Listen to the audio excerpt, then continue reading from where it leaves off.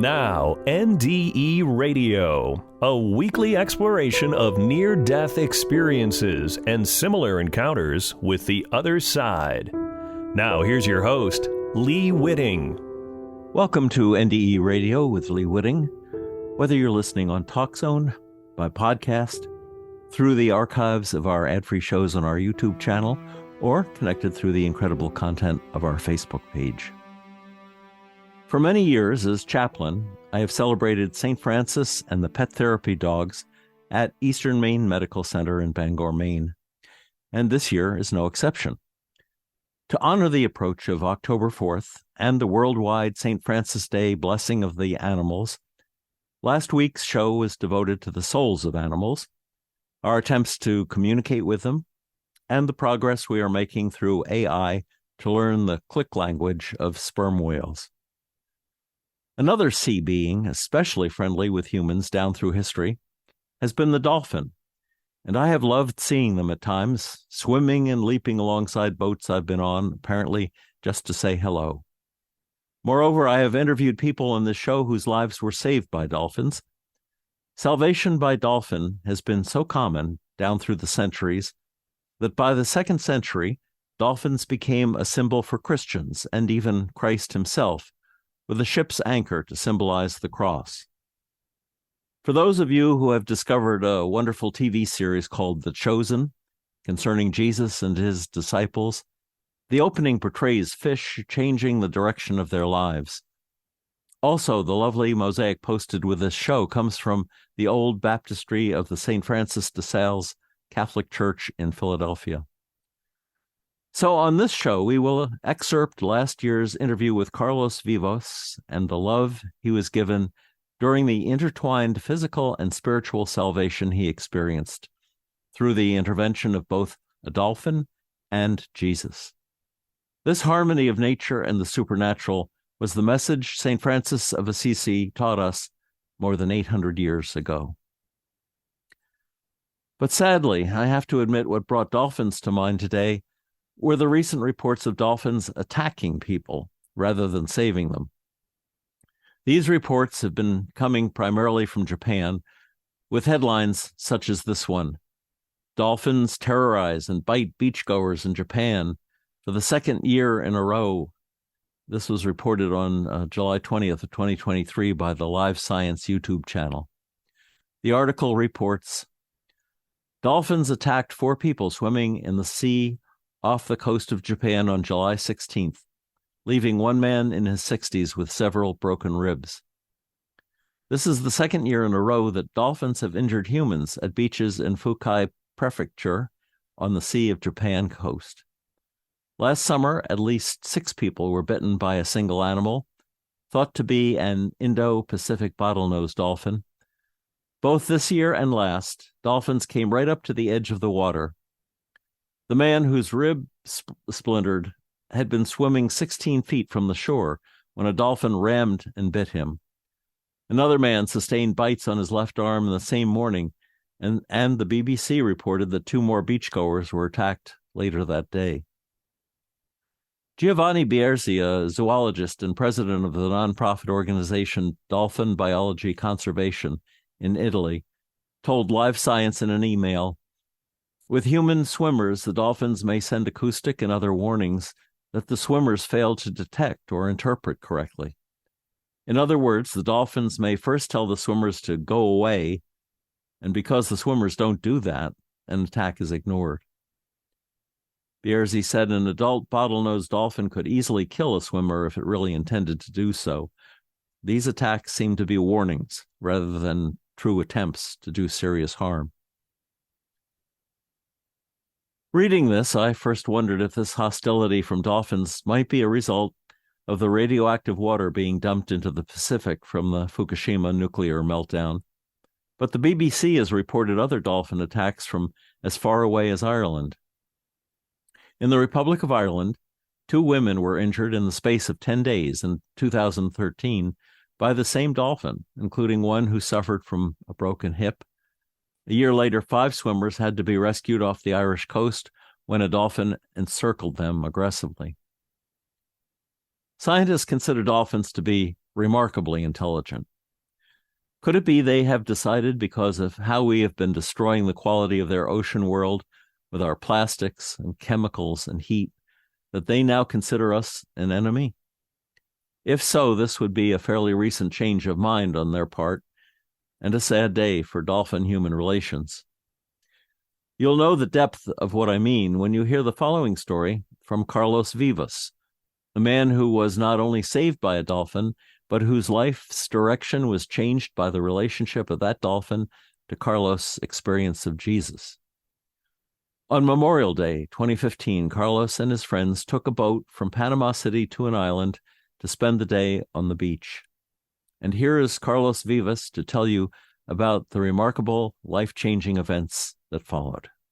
Around 4 p.m., my friend said, Carlos, we want to walk around the island before we leave. I said, okay, you have like 45 minutes to an hour to do that, because the last boat is going to leave around 5:30 to 6 p.m. So hurry up, I take care of everything. So they left. I was by myself.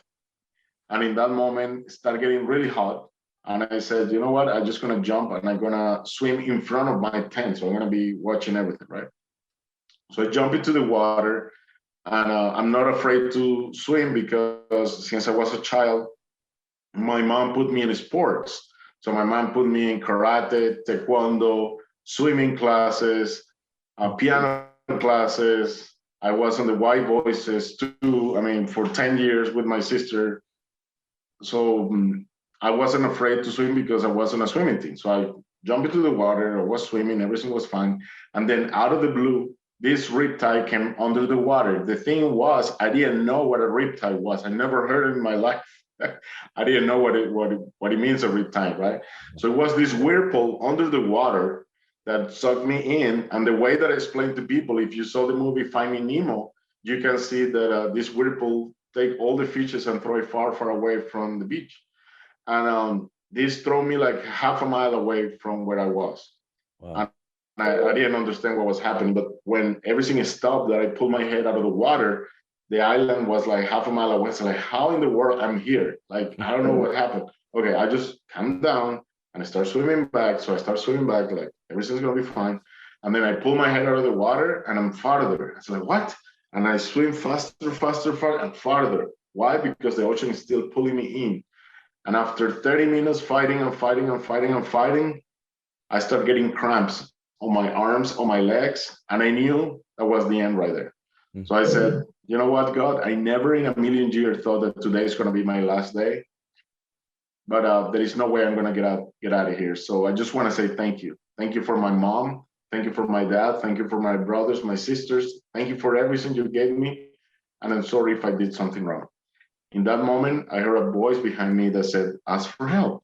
A very soft voice. And I was like, what? And I look everywhere and I just hear the wind and the water. And then a few minutes later, again, ask for help. And I was like, are you kidding me? Like, who is here? Help me. I've been here for like 35, 45 minutes. Can you help me, please? Nothing. Water and the wind. And then a few minutes later, I told you to ask for help.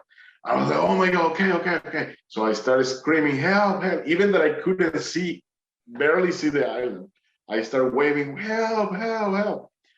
At the end of the island, one of my friends from the group came out because he felt something was wrong.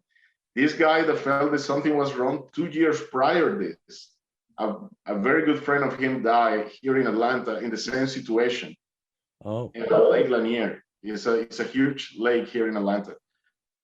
And he said, when I saw you, Carlos, that you was there, I couldn't believe this was repeating again in my life. And this time I was making sure that you're not going to die, because it's going to be double on me. So anyways, the first time that this happened to him, he just froze up. He couldn't do anything. This time he was just running and he was screaming, I'm going to call 911. Hold on, I'm going to call 911. He didn't call 911. He went back to the tent and grabbed some tubings, went to the top of the hill and dropped the tubing from the top of the hill. And then, of course, the wind was against him and the tubings were back in his face. And then he's like, oh my God, this is not working, Carlos, hold on. So he ran to the other side of the island, bring a lot of people to the top of the hill. 6 people jumped from the rocks, from the hill, and they're on the way to grab me, right? And I was like, oh, thank you, they're gonna save me, come on, yes, come on. And when they were on the way to me, we hear a thunder, like 10 minutes later.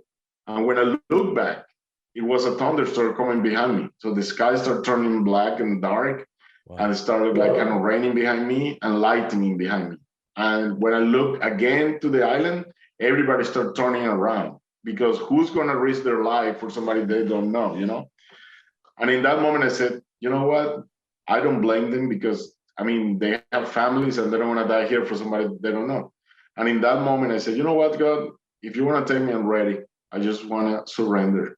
And in this moment, I always said to people, how many times in your life you're fighting with your wife, with your kids, with your school, with your work, anything. And the only thing that you have to do is surrender and let God take over, because you cannot do it. You know, like you have cancer or you have any other sickness and you're fighting and fighting and fighting and fighting, and just relax and let God take over, right? And that's what I did. And in that moment that I surrendered, a huge wave came and crushed me all the way under the water. So when I was under the water, I opened my eyes and I see far, far away this black shadow that's coming my way. So I thought it was a shark. So I covered my face like, oh my God. And I was just waiting for the bite. And then this huge thing came and grabbed me by my stomach and pushed me all the way up to get air. So when I get out of the water, what I see first is the tail. So it was a huge dolphin. So I grabbed the dolphin by the tail and I was like, what a dolphin. So I just started crying by the tail and crying, like, look at the dolphin to the face, like, how do you say, like, what in the world, like, how this happened? I cannot believe this, like, wow. So I just cried there for like 10 minutes. And after 10 minutes, a feature boat showed up in front of me. So the feature boat said, son, I can save you, but I cannot get close to you because the waves are so big, I'm going to hit you with my boat. So I'm going to throw you a rope. So he threw me a rope. I start pulling the rope all the way to the boat. And when I arrive to the boat, the dolphin is still next to me. So I grab the rope and I get air like, because I've been there for like 45 minutes to an hour. Mm-hmm. And then the guy started screaming at me, like, what are you doing? You need to get in now. I said, sir, let me breathe, please. I've been here for 45 minutes.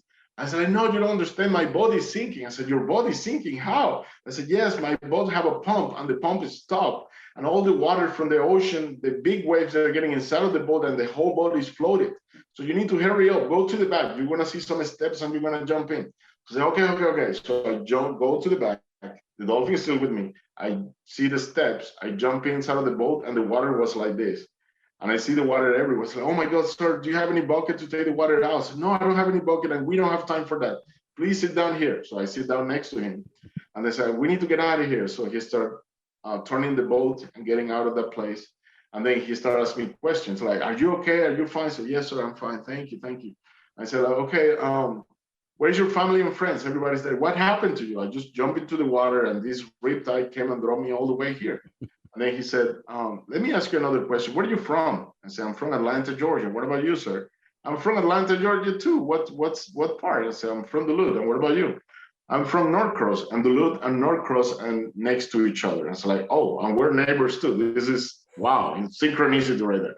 And I was like, wow, this is amazing. And in that moment, he's like, oh my God, look behind you. And as soon as I look behind me, he started grabbing his camera and he started filming behind me. And the dolphin was jumping behind the boat, following us all the way around the island. So when we get to the base side of the island, the guy said, okay, son, I have to leave you right here because I need to fix my boat. But if you want to see me again, every Memorial Day, I'm going to be here. And you will see my boat and you will meet my family. I said, okay, sir, thank you so much. God bless you. Thank you for saving my life. In that moment, I jumped off the boat. The water was low there. So I started walking to the shore. And as soon as he left and I'm walking, something hit my leg. And when I looked back, the dolphin was behind me. And I was like, what? The dolphin? Like, what does dolphin want with me? Like, what in the world? And then I started walking, crying because it was like amazing experience, right? Yes. And then when I get to the shore, I go on my knees and I said, you know what, God? If you save me with this dolphin right here, it's because you have a purpose for my life. I'm going to tell you something. From today, Carlos died into the ocean. The person who's coming out of the water is going to be you. You want Carlos? Well, bring it on. Take over Carlos. But I give you my life, I give you my soul, and I give you everything I have to you. And in that moment, the dolphin leave, and in that moment, it started raining and started thundering and lightning. And after that, everybody started running from the other side of the island. All my friends, the police arrived, everybody started hugging me, everybody started crying. My friends saying to me, like, oh, what are you gonna say to your family that you die here and we didn't take care of you and blah, blah, blah. I said, like, no, everything is fine. So then the police are like, what happened? So I start telling the story, what happened, and they take me back to the San Andreas State Park. And I speak with the management, and I told them, like, look, you need here to put some red flags saying like it's dangerous, you need to put a sign what is a riptide so people don't go there. And basically you need to be more careful, with the families that come here. Today was me, but tomorrow could be a kid or an old lady, So after I said that, everybody asked me like, Carlos, where do you want to go now? So like, this was a miracle. So I want to go to a church and say thanks to God. So we Googled a church next by, and it was a church by Fatima. It's a Catholic church. So we went next to it. When we arrived to the church was closed. It was around 7:30 or something like that. It was closed, but next to the church was a little chapel. And the chapel, it was like a cave, and inside of the cave had Virgin Mary, and it was full of candles. So everybody that came from the beach, we did a huge circle in the garden in front of the Virgin, and we prayed. We hug each other, everybody in a circle, and we prayed for like 20, 30 minutes. After we finished praying, one of my friends said, like, Carlos, what do you want to do now? I said, I just want to go back to the hotel, get something to eat, take a shower, and go to sleep. So that's what I did. I went back to the hotel, I did that, and as soon as I put my face on my pillow, I have an epiphany. I didn't know what epiphany was. So it was an encounter with God. So in this moment, I closed my eyes and I opened my eyes again. I'm on the third floor of a Carnival cruise, grabbing the handrails and looking in front of me is the blue ocean, blue skies. Everything is beautiful. But at the end of the ocean, I see a big tsunami rising and coming my way. And in that moment, I said, oh my God, I'm going to die here. So I covered my face and I said, waiting for the impact, just waiting for the impact. 20, 30 minutes passed, nothing happened. And then somebody come behind me and touched my back and said, Carlos, open your eyes and look at me. I said, like, no, we're about to die. What are you saying? Like, look, the tsunami's coming. And then he said, Carlos, you're never going to die with me. I said, like, who are you? I said, look at me. So I pulled my hands out of my face and I looked back, and guess who it was? It was in my heart, I knew it was Jesus. He was taller than me. He had with a white robe. I couldn't see his face. It was light coming from his face. And he said to me, Carlos, just relax, close your eyes. And when I closed my eyes, he hugged me from behind. And as soon as he hugged me from behind, he said, 10 seconds later, he said, now open your eyes. So I opened my eyes. And as soon as that happened, in front of me, I was in heaven. And when I see where I was, I couldn't believe it. I was like, oh my God, this is heaven. Like, Jesus, no. I cannot die right now. I have a lot to do. Could you bring me back, please? And he said, Carlos, no, you're not dead right now. You make a promise to me and you need to fulfill this promise. And welcome to heaven. From today, you're part of me and part of all these people right here. From today, you start walking with me and walking with all of them. Do you have any questions? I said, like, yeah, I have a question. Where all these people come from? There were millions of people dressed in white robes in heaven. And he said, well, they're coming from all over the world. And then I said, I have another question. When you come to heaven, what is the true religion here? I said, in heavens, there is no religion. When you come here, the only thing that you're going to find is love. Love is the most powerful force in the universe, and that's what I'm going to unite the whole humanity in one again. Do you have any other questions? So like, well, no. So okay, let's do a live review. So he hugged me, and we start walking in heaven, and he started doing my live review. And in my live review, I just want to tell you a little quick. It's just past images of your life on the moments that you change another people's lives. All the good things that you did, all the things that people feel bad, whatever you did to them. So in that moment, you're in a high elevated, conscious, like, you know that you did wrong, and in that moment, you feel like, oh my God, I did that and I did the other thing.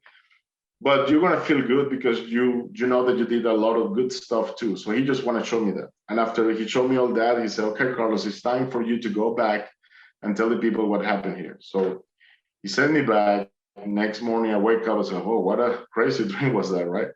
And then on Monday, I go back to Atlanta. I go to my office.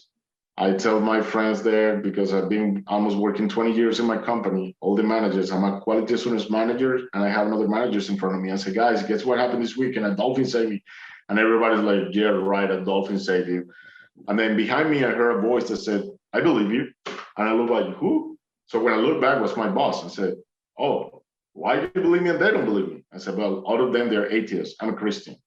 Number two, I want you to go on Google and Google how many dolphins have saved humans through history.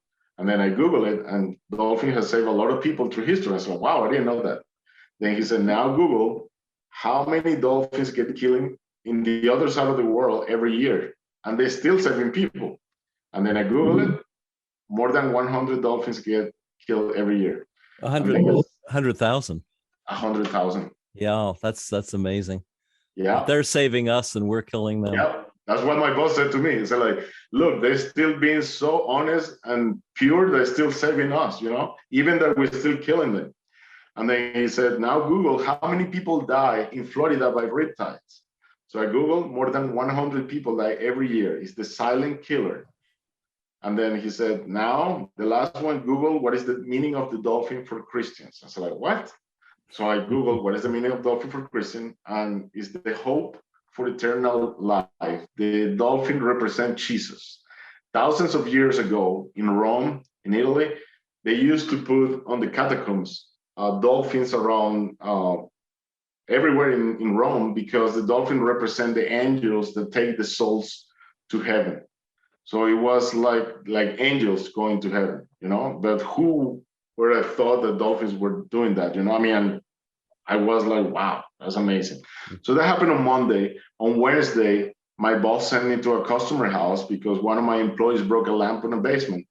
When I get to the customer house here in Atlanta, in Stone Mountain area, it was an old lady. She was cooking some pasta, and she said, Carlos, I'm busy in the kitchen. Could you do me a favor? Go to the basement, go to the last room. At the end, you're going to turn the light, and you will see a gold lamp in the corner. I said, sure. So I go downstairs. I walk to the last room, turn the light. I see the broken lamp on a corner, but next to the lamp is a huge painting on the wall. And guess what it was? The same scene that I was when I was with Jesus in heaven.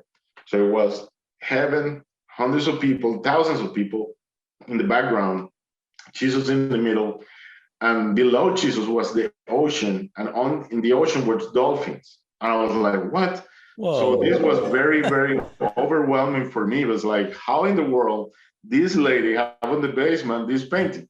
So I started crying, and the lady, Carlos, what's going on? Are you okay? Do you fell or something? Like, let me see what's going on. So she ran downstairs. Carlos, what happened? I said, like, excuse me, ma'am, but I'm sorry to ask you this, but where do you get this painting? This is impossible. I said, what are you talking about, Carlos? I said, like, I was there 3 days ago, and now you have this painting in your basement? Like, what in the world? And then she said, well, a friend of my family came here 3 years ago with a big canvas, and he did that painting. And we don't have any other space in my house to put that painting because it's huge, as you can see. And we put it right here at the end of the basement, but you can take pictures if you want. So I took some pictures, and that was on Wednesday. On Thursday, I called my best friend that he lived in an area here in Atlanta. It's called Woodstock. It was 1 hour away from my house. And when I go to his house on Sunday, I spoke with him on the phone before I go to his house. I said, like, bro, this is what happened. And he said, like, Carlos, you need to go to church. This is a miracle. This is a testimony. You need to tell people. I said, like, are you kidding me? I will never say this story to anybody. I mean, who's going to believe this? Are you? No. And it's like, Carlos, come on, you need to do it. Well, he was over an hour on the phone with me, and he finally convinced me, right? On Sunday, I go to his house. I took breakfast with his wife and him. I said, what church do you want to go? So like, any church, because Jesus told me that is love. So whatever you choose, we can go. So I said, okay, let's Google the closest church to home. So we Googled the church, and the church that came first was called St. Michael the Archangel, Worcester. So we go to this church, and when we arrived there was hundreds of cars outside. People were celebrating. So there was music, there was balloons everywhere. And we parked, and there was a lady next to us and said, excuse me, ma'am, what's going on here today? I said, well, this used to be a small church. But today they're inaugurating this huge church. It's like a cathedral. And you guys just came on time to see the whole celebration, the inauguration of this cathedral. I said, okay, wow. So we saw the whole inauguration. And at the end, me and my friends, we speak with the priest and tell them that we have a testimony. And the priest said, yeah, okay, you can go to the stage and tell the testimony. So, okay. So for the first time, I go to the stage, grab the microphone for, I don't know, hundreds of people there. And I start telling my story. And when I start telling my story, something happened. In the middle of my story, a 17 years old raised her hand and says, excuse me, sir, excuse me. And I said, yes. I said, I want to ask you a question. I said, sure. I just want to ask you how Jesus was with you. I said, Jesus was behind me. What he was dressed in a white robe. Where you were, I was in front of him. Why? And she said, I have to show you something. So she grabbed the hair, put the hair in front of her. She turned around, and behind her on the chair, she have a printing on her back, an image of Jesus. It's an image by Thomas Blackshare. It's called Forgiveness. I don't have the painting right here, but like I said before, I have to run out of my house. Yes. But it was exactly the same image that I saw on my dream, right? And I was like, that's exactly right. So everybody in church like, oh my God, you guys planned this. I was like, no, I don't know her. This is the first time that I see this painting.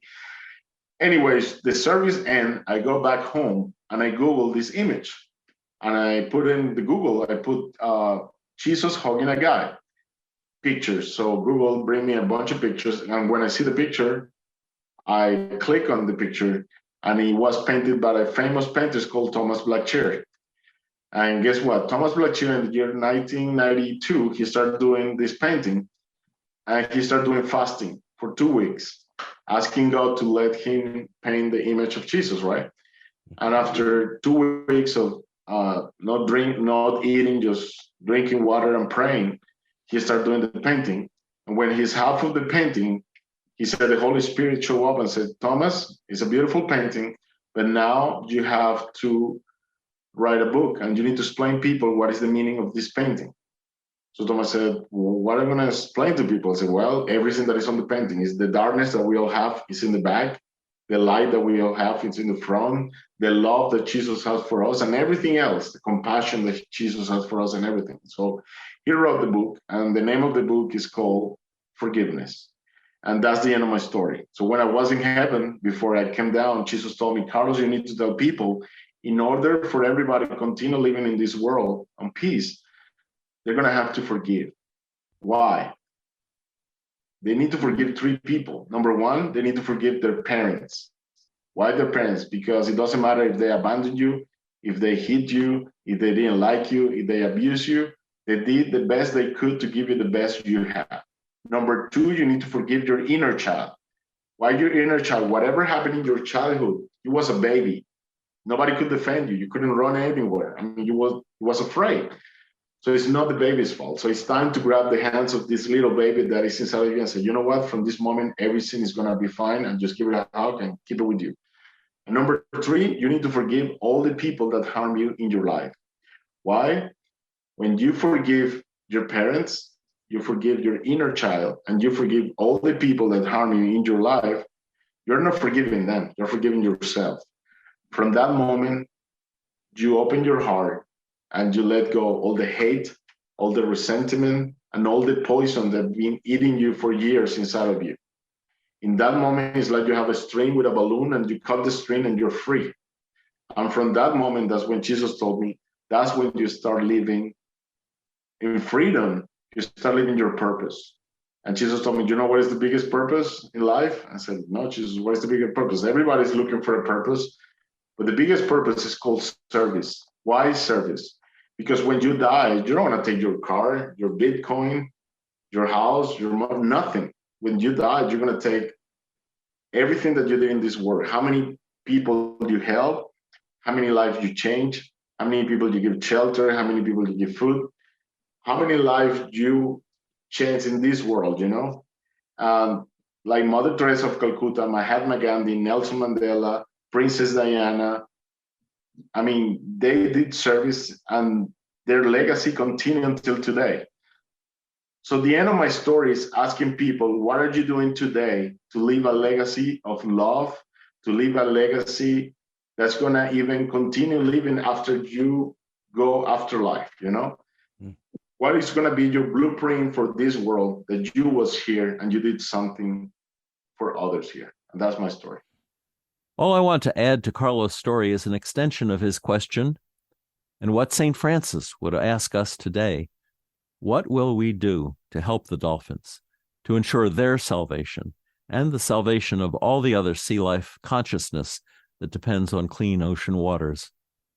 It's time to return the love we've been shown by dolphins down through the centuries by cleaning up our garbage in their ocean world. To hear the complete interview with Carlos, go to our YouTube channel, NDE Radio with Lee Witting, and look for our show dated October 3rd, 2022. My thanks once again to Carlos Vivas, and be sure to look for his book, Help from Heaven, Miracles Happen When You Believe, available on Amazon. And if you'd like to hear this show again, or any of our more than 500 archived ad-free NDE interviews, go to TalkZone's NDE Radio site and hit the Past Shows button, or go to our YouTube channel, NDE Radio with Lee Witting, where you can subscribe to and comment on the complete NDE Radio library. And be sure to check out our NDE Radio Facebook page.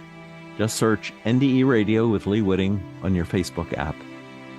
And listen again next Monday, 11 a.m. Eastern at TalkZone for more NDE Radio. I'm your host, Lee Witting, saying, once again, thanks for listening.